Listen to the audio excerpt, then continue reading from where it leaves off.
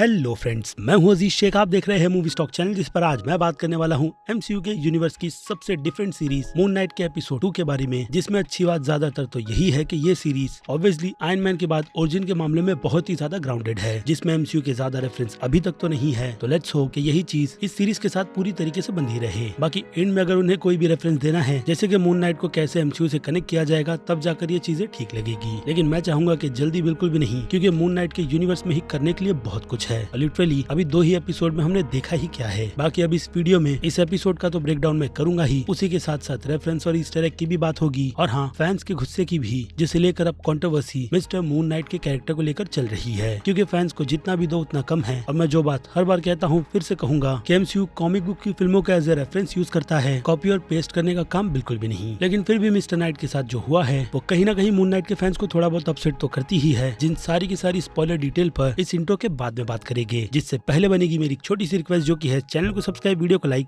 और शेयर करने की।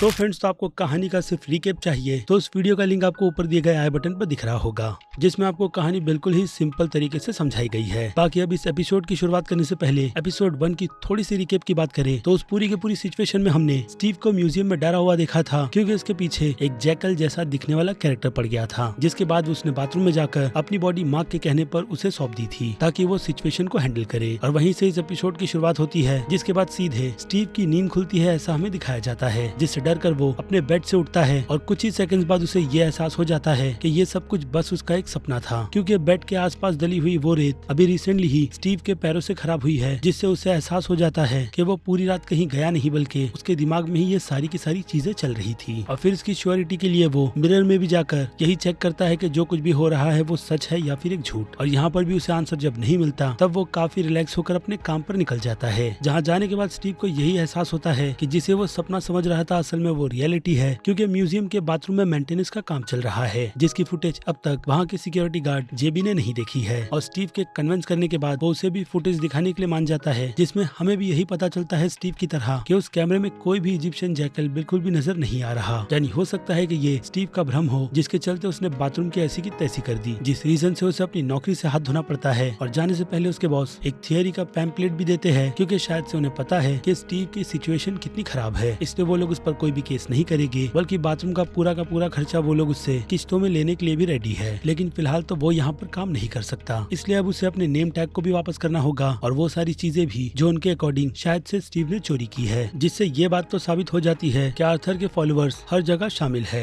इसलिए उसका बॉस उससे प्यार से एक हिसाब से स्कैरब ही मांग रहा है, और जो पैम्पलेट वो उसे एज ए ट्रीटमेंट के तौर पर देता है वो आर्थर के ठिकाने का ही हिस्सा है, जहाँ पर मार्क कभी भी जाना नहीं चाहेगा। लेकिन स्टीव की बात अलग है, क्योंकि उसे नहीं पता कि वो किस तरीके की सिचुएशन में पड़ा हुआ है, बट स्टीव इतना श्योर है कि उसने कोई भी चीजें नहीं चुराई है। जिसके बाद वो अपना ये दुख दर्द लेकर उसी अननोन शख्स के पास जाता है, जिसे फाइनली इस एपिसोड में टाइटल मून नाइट के ही यूनिवर्स के क्रॉली के कैरेक्टर का दे दिया गया है। लेकिन अब ये कैरेक्टर आगे स्टीव या फिर कह लो मार्क के लिए कितना ज्यादा इंपॉर्टेंट रहेगा और उसकी किस तरीके से मदद करेगा, वो सारी की सारी डिटेल्स तो अभी के लिए बिल्कुल भी रिवील नहीं की गई है, क्योंकि कॉमिक बुक में ये काफी इंपॉर्टेंट कैरेक्टर है जो मून नाइट की स्ट्रीट लेवल पर बहुत ही ज्यादा मदद करता है। लेकिन अभी के लिए तो कुछ भी ऐसा होता हुआ नजर नहीं आ रहा, क्योंकि इस कैरेक्टर के इस तरीके की रिएक्शन से एक ही बात निकल कर आती है कि वो शख्स फिलहाल तो स्टीव को बिल्कुल भी पसंद नहीं करता, जो उसके पास आकर सारी की सारी सिचुएशन या फिर कहूँ एक हिसाब से सभी राज बताता है। और वहीं बैठकर उसे आइडिया भी आता है उस चाबी के ठिकाने यानी कि स्टोरेज को ढूंढने का, जहाँ पहुँचने के बाद उसे किसी न किसी तरीके का क्लू मिल जाएगा। और वह ऐसा ही करता है, जिसके बाद उसकी तलाश उसके हिसाब से आखिरी ठिकाने पर आती है, जहाँ जाते के साथ में ही काउंटर पर बैठा हुआ वो शख्स उसे पहचान जाता है, और उसके लॉकर 43 नंबर को भी, जिसे अगर एज ए रेफरेंस देखा जाए तो ये रेफरेंस मून नाइट की कॉमिक बुक का नहीं, बल्कि मार्वल की वेयरवुल्फ बाय द नाइट का रेफरेंस है, जो कि इस इशू में सबसे लास्ट इशू है। जिस हिसाब से अगर आप थोड़ी सी छानबीन करेंगे तो एहसास यही होगा कि इस सीरीज के खत्म होने पर हमें किसी तरीके का टीज इसी वेयरवुल्फ बाय द नाइट की सीरीज का मिलने वाला है, जो अभी रिसेंटली कुछ रूमर के अकॉर्डिंग अंडर प्रोडक्शन भी जाने वाली है, क्योंकि इसी साल उस सीरीज को हैलोवीन स्पेशल के लिए रिलीज भी होना है। और इस कॉमिक से रिलेटेड सिर्फ यही एक रेफरेंस नहीं है, बल्कि एक और रेफरेंस भी है, जिसके सीन के हिसाब से उस पर डिस्कशन करेंगे, यानी कि छुपे हुए ईस्टर एग पर, क्योंकि फिलहाल तो यहाँ पर सिचुएशन स्टीव की कंफ्यूजन की चल रही है, जो स्टोरेज की फैसिलिटी में आने के बाद थोड़ी बहुत क्लियर हो जाती है कि असल में मार्क स्पेक्टर जो उसके पासपोर्ट पर पूरा नाम लिखा हुआ है वही उसकी मेन आइडेंटिटी है, स्टीव की बिल्कुल भी नहीं। लेकिन अभी इन चीजों को सीरीज में आगे किस तरीके से एक्सप्लेन किया जाता है उसका फिलहाल तो वेट ही करना बहुत ही ज्यादा बेस्ट रहेगा, क्योंकि कॉमिक बुक के रेफरेंस पर आकर कोई मतलब बनने वाला है नहीं, क्योंकि मिस्टर नाइट के कैरेक्टर को ही दिखाकर फैंस के दिल को एक हिसाब से तोड़ा ही गया है। बाकी हाँ, कॉमिक बुक में एक बात तो श्योर है कि मून नाइट की असली आइडेंटिटी मार्क स्पेक्टर की है, स्टीव और जेक लॉकली जैसे कैरेक्टर की बिल्कुल भी नहीं,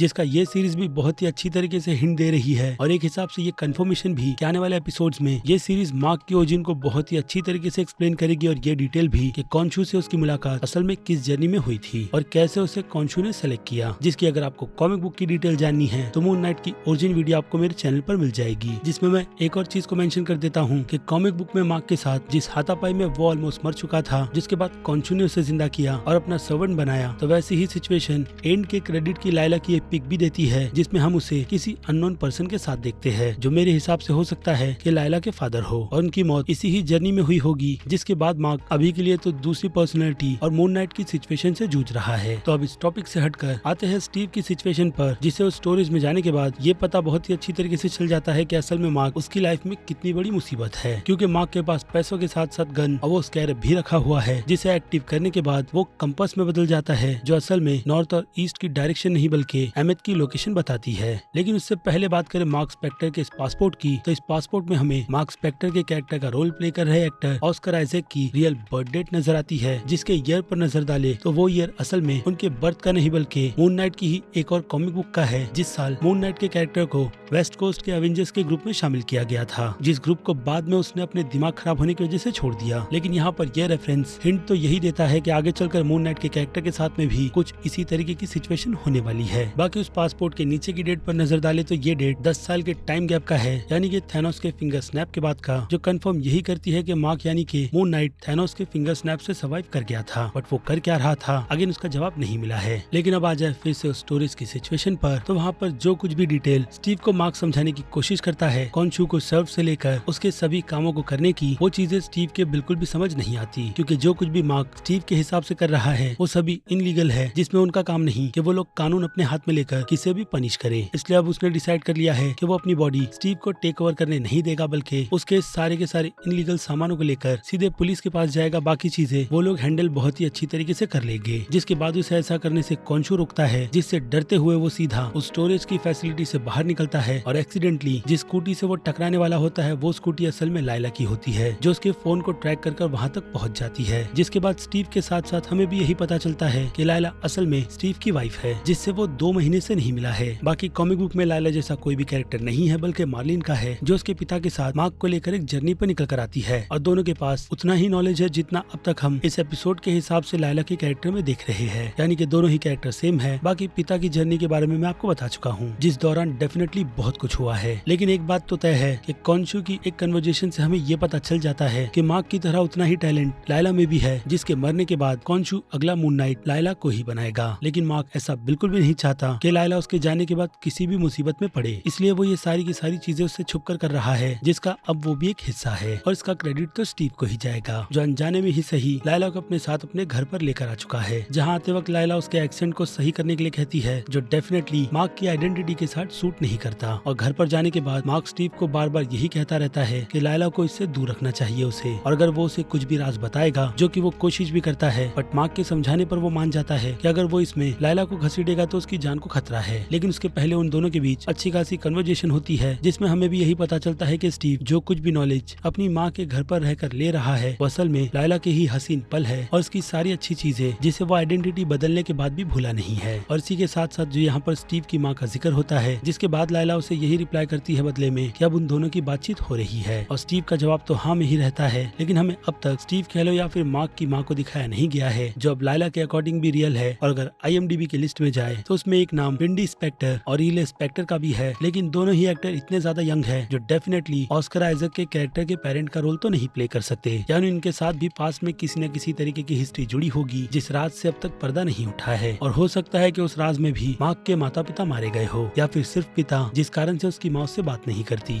बाकी अमित का कैरेक्टर भी हमें जल्दी नजर आने वाला है, क्योंकि उस कैरेक्टर के रोल के लिए भी सोफिया डानो नाम की एक्ट्रेस कास्ट की गई है, जो आपको स्क्रीन पर दिख भी रही होगी। होगी। जिससे हटकर अब आते हैं फिर से लायला और स्टीव की सिचुएशन पर, जहाँ पर स्टीव उसे सब कुछ तब बताने की कोशिश करता है जब लायला को वो स्पेक्टर मिल जाता है, जिसके बाद वो उसे रखने के लिए कहता है। और बाकी की सिचुएशन में आपको एक्सप्लेन कर चुका हूँ कि कैसे मार्क लायला को इन सब में घसीटना नहीं चाहता, और स्टीव भी वहाँ पर उसे वैसी ही सिचुएशन एक्सप्लेन करते हुए जब और कुछ डिटेल देने वाला होता है तभी ही दरवाजे पर नॉक होता है और हमें पता चलता है कि वहाँ पर इन्वेस्टिगेशन करने के लिए कुछ एजेंट्स आए हुए हैं, जिनमें से एक का नाम बॉबी तो दूसरा बिली है, जो मार्क से यहाँ पर म्यूजियम के सिलसिले में बात करने के लिए आए हैं। जिस बीच खिड़की की मदद से लायला वहाँ से निकल जाती है और वो एजेंट्स नकली पासपोर्ट के तौर पर स्टीव को अपने साथ ले जाते हैं, और रास्ते में जाते वक्त वो उसे मार्क के बारे में सब कुछ बताते हैं कि मार्क असल में एक मशीनरी है जिसने इजिप्ट में कई लोगों को बिल्कुल प्रोफेशनल तरीके से मारा था। बाकी इस लैपटॉप में जो हमें मार्क स्पेक्टर की फाइल का नंबर दिखाया गया है 1975 का, उसे याद रखिएगा, जिसके बारे में मैं बस थोड़ी देर में ही बात करूंगा, क्योंकि ये भी एक रेफरेंस है MCU के ही यूनिवर्स की तरह। एनीवे, सिचुएशन पर आए तो वो लोग बातचीत करते हुए उसे पुलिस स्टेशन नहीं बल्कि आर्थर के ठिकाने पर ले जाते हैं, क्योंकि वो लोग भी उसके कट्टर फॉलोवर्स है। जहाँ पहुँचने के बाद मार्क फिर से उसे अपनी बॉडी देने के लिए कहता है, जिसमें इस बार वो उसके जाल में बिल्कुल भी नहीं फंसेगा और सिचुएशन को खुद ही हैंडल करेगा। जिसके बाद वहाँ पर आर्थर आता है और उसकी हथकड़ियों को खुलवाकर उसे अपने साथ अंदर ले जाते हुए सिचुएशन एक्सप्लेन भी करता है, ये बताते हुए कि उसे सब कुछ पता है मार्क स्पेक्टर से लेकर स्टीव ग्रैंड और कॉन्शू तक के बारे में, जो अब भी शायद यहीं पर आसपास खड़ा हुआ उन दोनों को घूर रहा होगा, जो स्टीव को बार बार यही कह रहा है कि वो आर्थर को जान से मार दे, क्योंकि गॉड्स यही करते हैं और वही इनका काम है, क्योंकि वो लोग ये काम इस दुनिया में खुद आकर बिल्कुल भी नहीं कर सकते। रीजन है उनका किसी पॉकेट डायमेंशन में कैद होना। जिस दुनिया में उनका राज तो चलता है, लेकिन अपनी पावर्स के चलते वो लोग किसे भी अपना अवतार बना सकते हैं, यानी कि सर्वेंट, ताकि वो लोग उनके कामों को अंजाम दे। और अगर उन्हें अपने उस पॉकेट डायमेंशन से मार्वल की मेन टाइमलाइन में आना है तो उसके लिए उनके शरीर के किसी न किसी हिस्से को ढूंढना होगा, यानी कि बची कुची हड्डियां, जो इसमें कॉन्शू से ज्यादा अमित को ढूंढने में लगाया जा रहा है, ताकि वो इस दुनिया में आकर एक हिसाब से राज कर सके और इस दुनिया में उसे ही रखे जो उसके काम के लायक का है, और जो नहीं वो उसे पैदा होते वक्त ही मार देगी। जो आर्थर और उसके फॉलोअर्स के अकॉर्डिंग बिल्कुल सही है, और इससे क्राइम भी कम होगा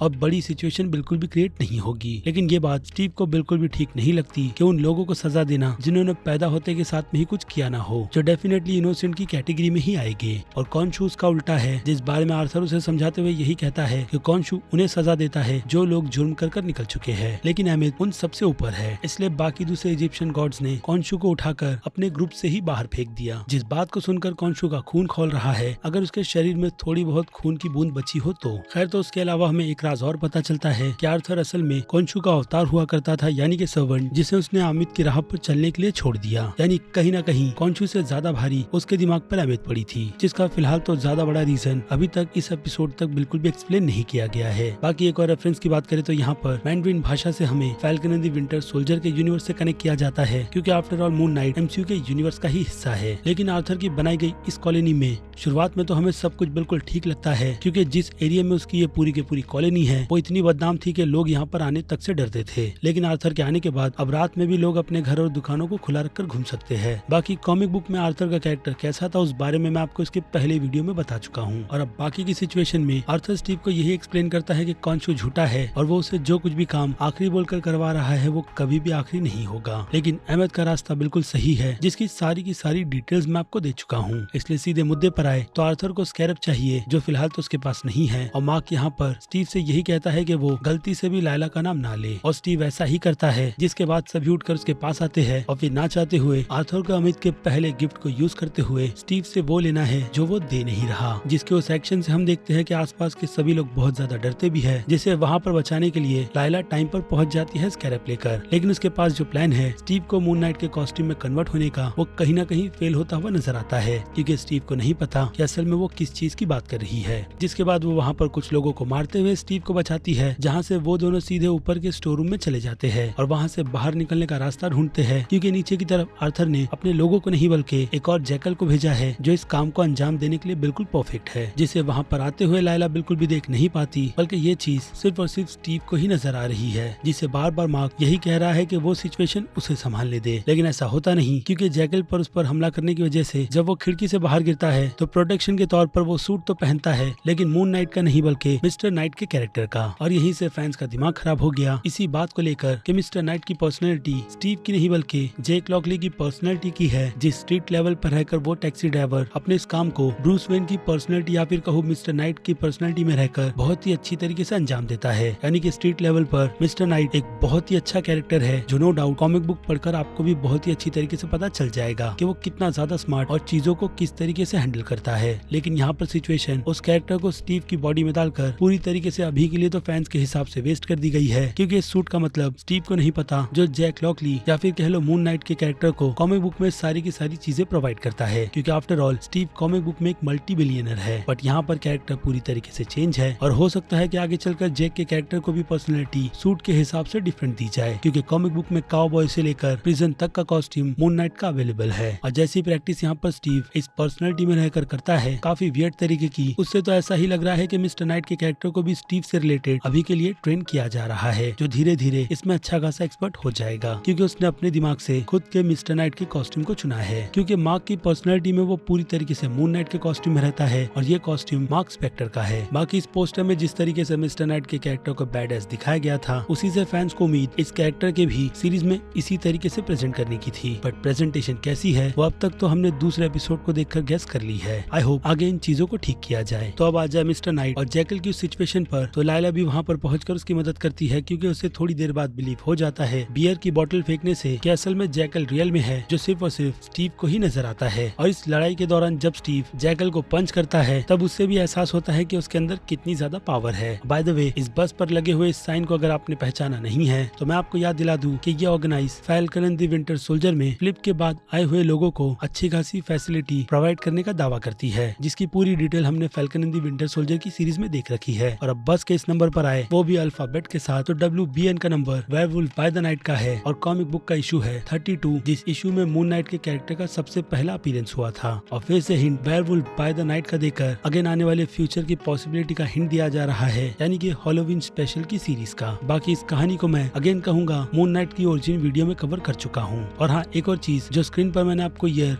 1975 के बारे में कहा था, वो एग्जैक्ट ईयर इसी कॉमिक बुक के रिलीजिंग ईयर का है। जिसके बाद इस एपिसोड के बाकी की सिचुएशन को एक्सप्लेन करें तो मार्क की स्टीव की बॉडी पर टेक ओवर करने के बाद वो पूरी तरीके से मून नाइट में कन्वर्ट हो जाता है, जिसके बाद लायला उसे जैकल को दूर ले जाने का ऑर्डर देती है और वो ऐसा करते हुए जैकल को दूर ले जाता है और वहीं पर ले जाकर मार भी देता है। जिसके बाद जब वो नॉर्मल होता है तो हमें मिरर के रिफ्लेक्ट में इस बार मार्क नहीं बल्कि स्टीव दिखाया जाता है, जो दुनिया में जाने के बाद सिर्फ बातें ही कर सकता है और कुछ भी नहीं, क्योंकि स्टीव यहाँ पर उसे फिर से अपनी बॉडी देने के लिए कहता है, जिसके लिए मार्क बिल्कुल भी रेडी नहीं है। और उन दोनों के बीच का आर्ग्यू मार्क को इतना ज्यादा गुस्से में डाल देता है कि वो मिरर के रिफ्लेक्ट को ही तोड़ देता है। और फिर हमें बाकी की सिचुएशन में जब कॉन्शु वहाँ पर दिखाया जाता है तो उन दोनों के बीच की बातचीत हमें कॉमिक बुक की ओरिजिन पर ले आती है, जहाँ पर मार्क के मरने के बाद उसे रिजरेक्ट यानी कि जिंदा कॉन्शु ने किया था, ताकि आगे चलकर वो उसे सर्व करे, क्योंकि कॉन्शु की नजर उसके अवतारों पर बहुत ही शुरुआत से रहती है कि कौन उसके कितने ज्यादा काम का है, जिसमें लायला की डिटेल में आपको दे चुका हूँ और उसका रीजन भी कि मार्क उससे इतना दूर क्यों है। लेकिन अब सिचुएशन को पूरी तरीके से वो अपने हिसाब से हैंडल करेगा, क्योंकि जिस क्रैप के लिए इतना ज्यादा झगड़ा हो रहा था वो असल में फाइट के दौरान एक होमलेस पर्सन को मिल चुका है और उससे वो चीज आर्थर ने ले ली है, वो भी उसकी जान बिना उसकी लाइफ को जज किए। जो चीज यही एक्सप्लेन करती है कि अमित कह लो या फिर आर्थर अपनी इस बनाई गई दुनिया में किसी भी कमजोरों को रखना नहीं चाहता, और जो सोल वो बूढ़ों की ले रहा है उससे हो सकता है कि अमित ही पावरफुल हो या फिर शायद से आर्थर भी, जिनकी पूरी सिचुएशन से फिलहाल तो अब तक पर्दा नहीं उठा है और उसे ऐसा करते हुए लायला ने भी देखा है। जिसके बाद हम मार्क को अपने अगले मिशन पर देखते हैं, यानी कि इजिप्ट में, जहाँ पर स्टीव भी मिरर के जरिए उसी के साथ है। यानी कि मार्क का यहाँ पर होना यही बात बताता है कि आर्थर भी जल्द ही यहीं पर आएगा और यहीं से सबकी शुरुआत हुई थी, जहाँ पर इस बार वो अपनी इस जर्नी में कॉन्शु को नहीं बल्कि अमित को ढूंढकर उसे शायद से आजाद करवाएगा या फिर आर्थर के हिसाब से अपने कंट्रोल में लेगा। जिसमें अब कौन किस पर कितना ज्यादा भारी पड़ता है उस पर से भी पर्दा बाकी के एपिसोड से ही खुलेगा, क्योंकि बिना किसी डिटेल के ये एपिसोड यहाँ पर एक काफी अच्छे सॉन्ग के साथ खत्म होता है, जिस सॉन्ग का टाइटल इल मैलिक है, जिसे गाया है अहमद साद ने। पहले तो ये था कंप्लीट ब्रेकडाउन मून नाइट के एपिसोड नंबर 2 का, जिसे लेकर अब आपकी राय मुझे कमेंट में चाहिए, क्योंकि अब वक्त है वीडियो को यहीं पर खत्म करने का। मैं हूँ अजीज शेख, आप देख रहे थे मूवी स्टॉक चैनल, जिसे अगर आपने अभी तक सब्सक्राइब नहीं किया है तो सब्सक्राइब कर लीजिए और बगल में बने हुए इस बेल आइकन के साथ साथ नोटिफिकेशन को भी ऑल पर क्लिक कर दीजिएगा। बाकी अब मैं मिलूंगा जल्दी आपसे दूसरी किसी वीडियो में किसी और फिल्म या फिर किसी और सीरीज के टॉपिक पर बात करते हुए। तब तक के लिए आप मेरे चैनल के बाकी दूसरे वीडियोस को भी एंजॉय कीजिए। Till then bye.